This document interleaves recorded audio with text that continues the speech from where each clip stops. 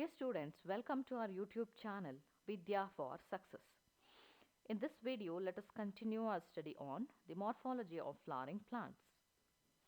Yes, in our last video, we have completed about the parts of flower. So, we understood that the first oral of flower consists of sepals, and the second oral consists of petals, and third oral consists of stamens, and fourth oral consists of carpels, right? So now let us understand the different conditions of each and every oral in the flower, because in order to classify the plants, the floral characters are very important. So each and every oral what we have studied showing different condition in different flowers. So now let us move to the very important concept, that is estivation. So estivation is one of the condition of uh, the oral present in the flower, right? What do you mean by estivation? So estivation is nothing but the mode of arrangement of sepals or petals in the floral bud with respect to the other member of the same oral is known as estivation. So, childrens, we understood that sepals and petals are the units of calyx and corolla, right? So, sepals are the units of calyx. So, the number of sepals vary from one flower to another flower. So, how exactly the sepals are arranged in the flower can be studied only in the bud condition. Clear? So when the flower is in bud condition, we can clearly identify the actual arrangement of sepals in the flower. Not only sepals, petals also. Right? So this pattern of arrangement is not same in all the flower. Right? So estivation tells us how actually the sepals or petals are arranged in the floral bud with respect to the other member of the same oral. What do you mean by this? So if you take the sepals, say for example 5 sepals are there in the flower, right? So if you observe the one sepal, how it is arranged with respect to the adjacent sepal, that is what we are calling as estivation. Clear? So when we are looking into the estivation, we always compare the one member of the oral with the adjacent member of the same oral. So that is what called as estivation. So there are 4 different types of estivation can be seen in different kinds of angiospermic flower. So the one type is valvate estivation. Second one is twisted estivation. Third one is imbricate estivation. Fourth one is vexillary estivation. So these are the 4 different types of estivation we are going to study in this lesson. Clear? So once again I'll repeat, the meaning of estivation is nothing but arrangement of sepals and petals in the floral bud with respect to the other member of the same oral is known as estivation. Because this is very important concept, children, you have to practice the definition of estivation. It is very simple to understand, right? So the mode of arrangement of sepals or petals in the floral bud with respect to the other member of the same oral is known as estivation. So there are different types of estivation we are going to study here. One is valvate estivation, second one is twisted estivation, imbricate estivation, then last one is vexillary estivation. So let us look into each type of the estivation in detail. So the first type is valvate estivation. What do you mean by valvate estivation? You can observe in the diagram. So in one of the flower, there are 5 sepals are there, or you can also consider it as a petal.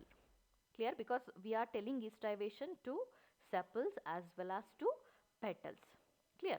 So in the valvate estivation, the margin of one petal or the sepal just touches with the margin of adjacent petal or the sepal. You can observe in the diagram. So the first petal, what I labeled, the margin of that petal just touches the margin of the second petal. Clear? And you observe the second petal, the margin of the second petal just touches with the margin of the third petal.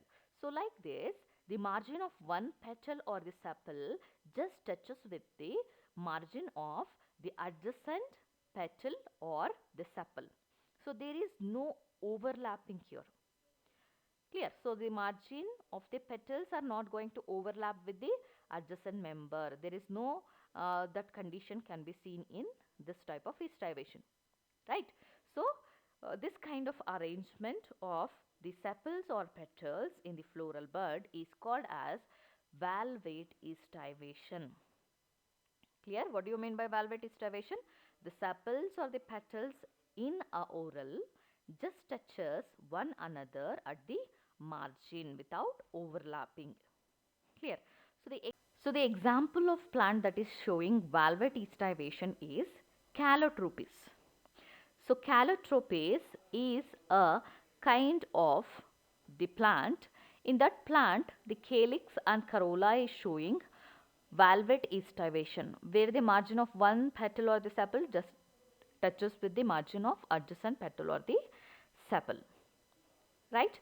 Yes, so let us move to the second type of estivation, that is twisted estivation. What do you mean by twisted estivation? How the units of calyx and corolla are arranged here? First, you look into the diagram. I consider it as a calyx, right? So the members of calyx are nothing but sepals, right? So you just observe each of the sepals in the diagram. So one margin just overlaps with the margin of the adjacent sepal. In the similar way, each of the units overlaps with the adjacent units, right? So when the margin of one petal or the sepal overlaps with the margin of adjacent petal or the sepal, such a type of estivation is called as twisted estivation. So simply we can tell it as a overlapping is commonly present. It is continuously present in each of the members of calyx, or it may be corolla, right? So when the members of the calyx or corolla overlaps with the adjacent one, such a type of estivation is called as twisted estivation. Clear? So this kind of estivation can be seen in China rose, lady's finger and cotton plant. So in the China rose, we can see the twisted kind of estivation, where the margin of one petal or the sepal overlaps with the adjacent one, and it keep on continuing in each and every member of the oral. Right? So this is about the twisted estivation. So in the twisted estivation, the margin of each member just overlaps with the adjacent ones. Then the third one is imbricate estivation. What do you mean by imbricate estivation? So just observe the diagram here. In case of imbricate estivation, the margin of one petal or the sepal overlaps with the adjacent one, but not in a continuous manner. Clear? Because one of the petal or sepal completely present inside, or the one more is present completely outside. So here we can see the overlapping of the petal or the sepal, but it is not in a continuous order. You can see in the diagram I have labeled the petal 1, that is completely inside. You can observe both the margin of the first petal. So both the margin is completely in. So this is what the kind of arrangement can be seen in the imbricate estivation. And you observe the third petal. So the third petal margin is completely present outside. So both the margin present outside. So like this, one petal will be completely in and one more is completely out, and the remaining petals are in and out. So there is a overlapping can be seen in the remaining petals. Clear?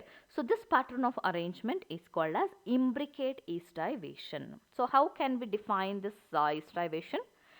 So the margins of one sepal or the petal overlap one another but not in any particular direction. So the overlapping is not maintained in a particular direction, because some of the petals or sepals, they are arranged completely in or completely out. So because of this, the imbricate estivation is not a continuous pattern of overlapping. So this kind of estivation can be seen in cassia as well as gulmohar plant. So in the gulmohar plant, the flower petals are showing, flower calyx are showing imbricate estivation.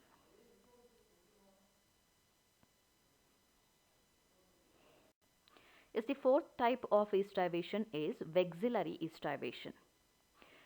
So in case of vexillary estivation, the flower corolla consists of three different types of petals. So we have seen in the imbricate, valvate and twisted estivation, all the petals and sepals present in the calyx and corolla are of same type. There is no difference in the size. But in case of vexillary estivation, the petals in the corolla are of three types. So one of the bigger petal in the corolla is called as standard petal. You can find in the diagram. So the upper petal, the bigger petal, what we are observing, that is nothing but a standard petal. And standard petal overlaps the two lateral petals, they are called as wing petals. And wing petals in turn overlaps the two smaller petals, they are called as keel petals. Clear? So totally how many types of petals are present here? Three types of petals are present. So because of the presence of these three types of petals, the flower appears like a butterfly. Clear? So the pattern of arrangement as well as the kind of petals present in the flower give a characteristic butterfly shape to the flower. So because of this, vexillary estivation is called as papilionaceous corolla. Papilionaceous is nothing but the butterfly type. Right? So let us have a look into the definition. So in case of vexillary estivation, we can see the pattern of arrangement. So this pattern of arrangement can be seen in some of the plants like pea plant and bean flower. Right. So usually in the Fabaceae family. So the most of the species of Fabaceae family, they are showing vexillary estivation in the corolla. So the best example of plants are pea plant and the bean plant flower. So in this case, there are 5 petals are present, right? So one of these larger petal in the corolla is called as standard petal. So standard petal overlaps the two lateral petals are called as wing petals. You can observe in the diagram, two lateral petals are present. So those are named as wing petals. And wing petals in turn overlaps the two smallest petals called as keel petals. Right? Keel petals are fused here. Clear? So standard petal overlaps two lateral wing petals. Two lateral wing petals in turn overlaps the two smallest petals called as keel petals. So this characteristic arrangement of the three different petals give a butterfly shape to the flower. Because of this, the vexillary estivation is called as papilionaceous corolla. Clear? So this is a unique type of estivation, can be seen in some of the plants belong to the Fabaceae family. Right? So this is about the characteristic arrangement of sepals and petals in the flowers. Right? So the flowering plants, they are showing different pattern of arrangement in the sepals and petals. So based on it, the estivation is divided into 4 different types. So one is valvate estivation, another one is twisted estivation and imbricate estivation, and last one is vexillary estivation. So which plants are commonly showing the vexillary estivation? So the plants belong to the Fabaceae family, they are showing the vexillary estivation. So these morphological characters are very important to classify the plants to the respective category. Yes, let us study the conditions of androecium. What do you mean by androecium? So androecium is a male reproductive part of flower. So this male reproductive part made out of units called as stamens. So there are many stamens in the flower are going to form a male reproductive unit. So each of the stamen consists of filament and an anther. So there are two main parts can be seen in each of the stamen, right?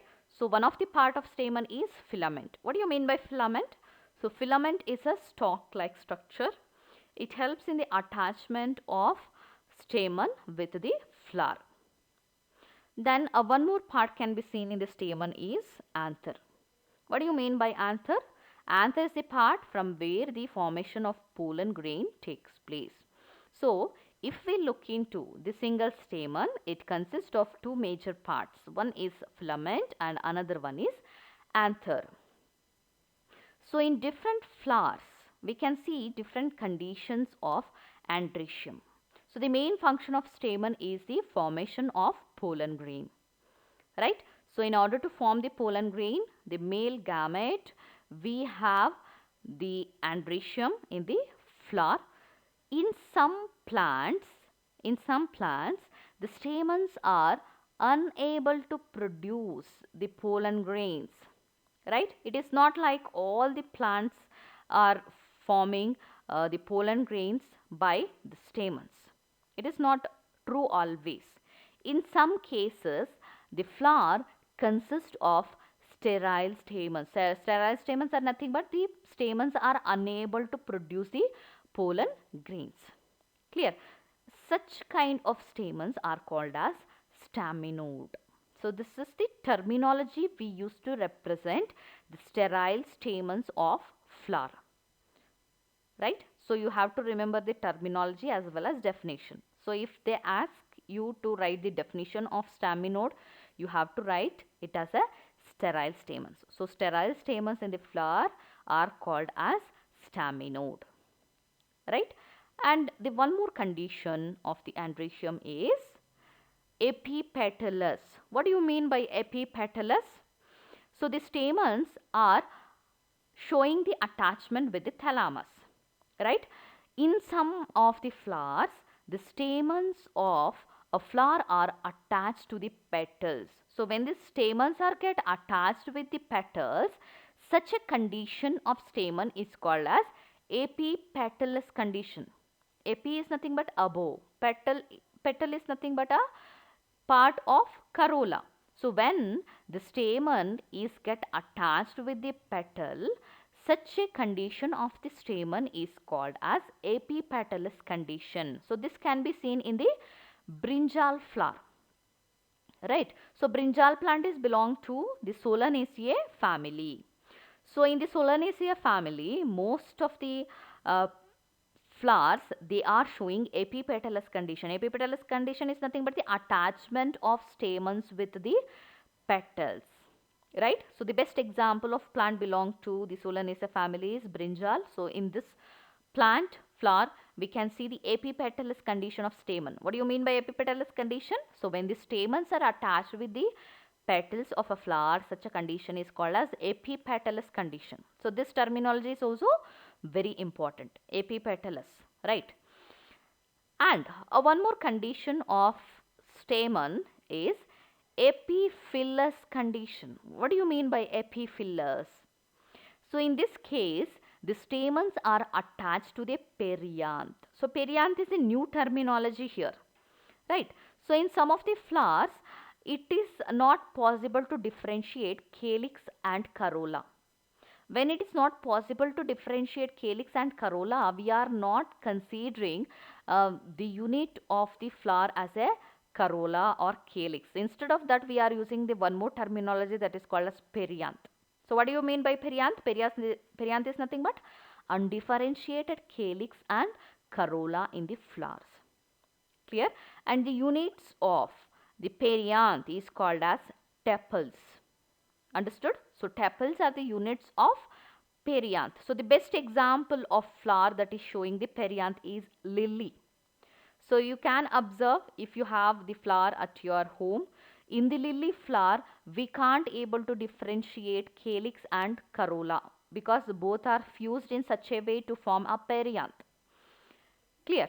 So in the lily flower, the stamens are attached with the perianth. So when there is an attachment between the stamens and perianth, such a condition is called as epiphyllous condition.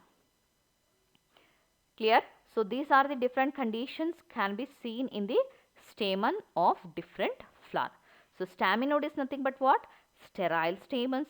Epipetalous is nothing but what? The attachment of stamens with the petal, right? And epiphyllous is nothing but the attachment of stamens with the perianth.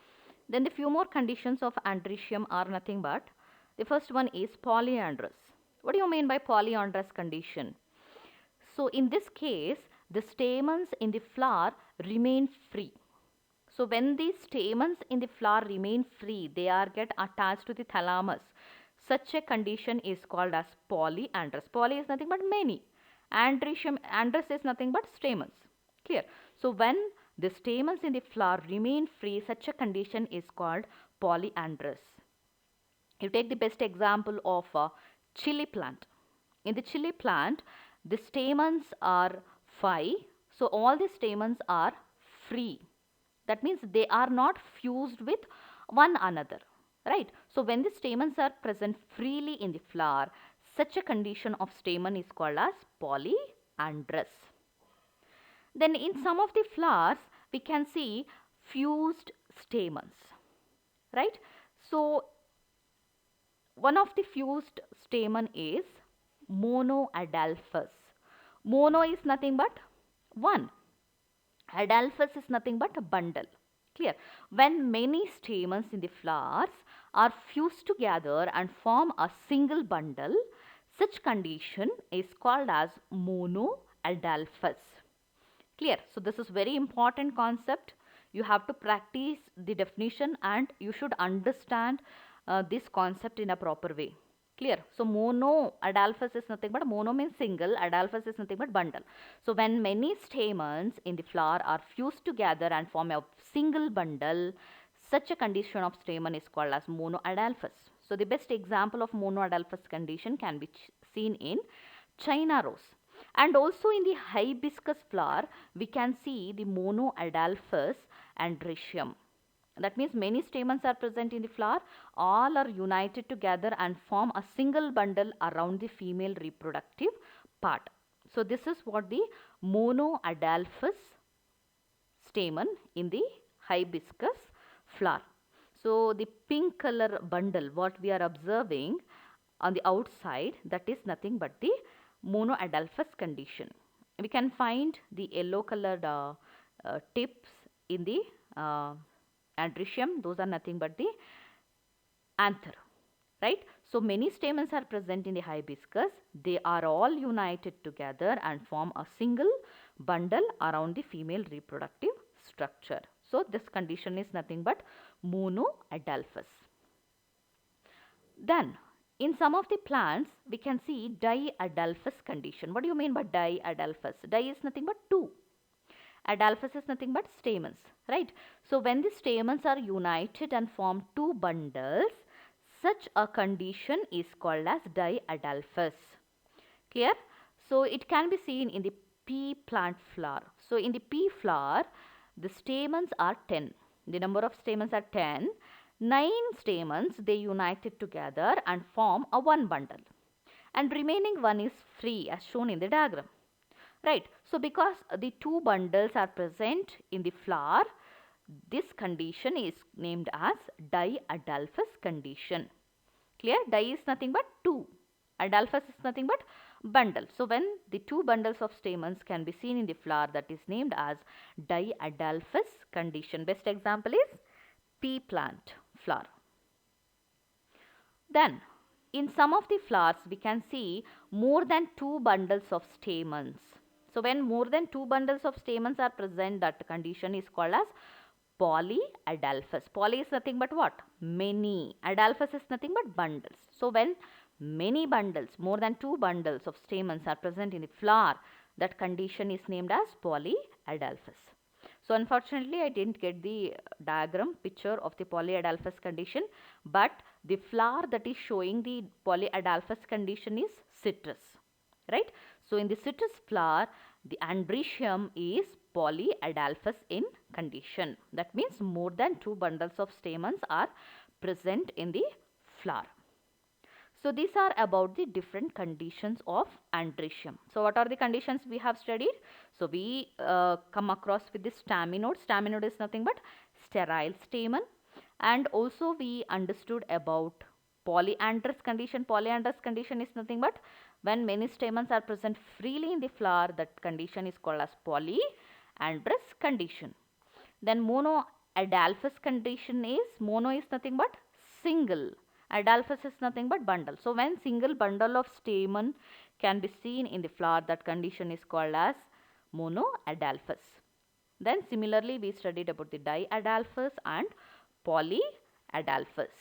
Then also we understood about the epipetalous and epiphyllous condition of androecium.